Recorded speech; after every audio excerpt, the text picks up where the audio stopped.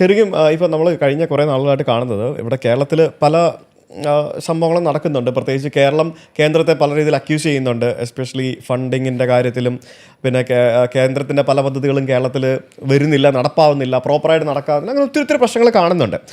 ശരിക്കും ഇതുവരെ കേരളത്തിൽ നമുക്കൊരു എന്താ പറയുക, BJP-യുടെ ഭരണം ലഭിക്കാതെ വരികയും BJP-ക്ക് വ്യക്തമായിട്ടുള്ളൊരു പ്രാതിനിധ്യം ലഭിക്കാതെ വരികയും ചെയ്യുമ്പോൾ കേന്ദ്രത്തിൽ BJP ഭരിക്കുകയും കൂടെ ചെയ്യുന്നൊരവസ്ഥയിൽ കേരളത്തിന് കിട്ടേണ്ട സംഭവങ്ങളൊക്കെ കിട്ടാതെ പോകുന്നു എന്ന് വല്ലതും തോന്നുന്നുണ്ടോ? അങ്ങനെയൊന്നുമില്ല. ഇതൊരു നറേറ്റീവ് സെറ്റ് ചെയ്യല്ല.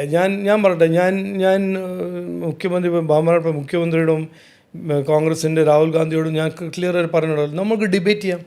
അങ്ങനെ നിങ്ങൾ കോൺഫിഡൻ്റ് ആണെങ്കിൽ, നിങ്ങളുടെ കയ്യിൽ അങ്ങനെ ഡേറ്റയും ഫാക്ട്സ് ഉണ്ടെങ്കിൽ നമ്മൾ മാധ്യമ സുഹൃത്തിൻ്റെ മുമ്പ് നമ്മൾ ഇന്ന് ചർച്ച ചെയ്യാം.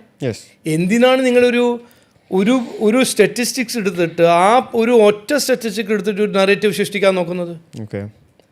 ഇന്ന് കേരളത്തിന് കിട്ടിയ കാശ് കഴിഞ്ഞ 12 കൊല്ലം നമ്മൾ കമ്പയർ ചെയ്യാം. UP ഉണ്ടായിരുന്നല്ലോ അതിൻ്റെ മുമ്പ്.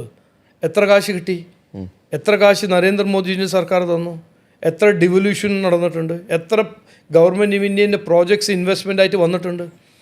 പക്ഷെ ചർച്ച ചെയ്യണം. ഇതിങ്ങനെ ഈ ഷൂട്ട് ആൻഡ് സ്കൂട്ട് ഉണ്ടല്ലോ, എന്തെങ്കിലും പറഞ്ഞ് അതിനൊരു ട്രോൾ ആർമി വഴി ആംപ്ലിഫൈ ചെയ്ത് അതിനൊരു നറേറ്റീവ് ആക്കാൻ ഒരു ശ്രമം, അതൊരു പൊളിഞ്ഞ പോളിറ്റിക്സിൻ്റെ ഒരു ഭാഗമാണ്. അത് പഴയ പോളിറ്റിക്സാണ്. ഇതൊരു ക്ലാസിക് ലെഫ്റ്റിസ്റ്റ് മോഡലാണ്. അത് US നോക്കിയാലോ UK നോക്കിയാലോ യൂറോപ്യൻ ഒരു ഹാഫ് ട്രൂത്ത് മുമ്പോട്ട് വെച്ച് അതിനെ ആംപ്ലിഫൈ ചെയ്യാൻ ഒരു ട്രോൾ ആർമിനും വെച്ച് ആ ഹാഫ് ട്രൂത്തിനെ ട്രൂത്ത് ആക്കാൻ നോക്കുന്ന ഒരു പോളിറ്റിക്സ്, അത് ലെഫ്റ്റിസ്റ്റും സോഷ്യലിസ്റ്റിൻ്റെ ഒരു വലിയ പ്ലേ ബുക്കിൻ്റെ ഭാഗമാണ്.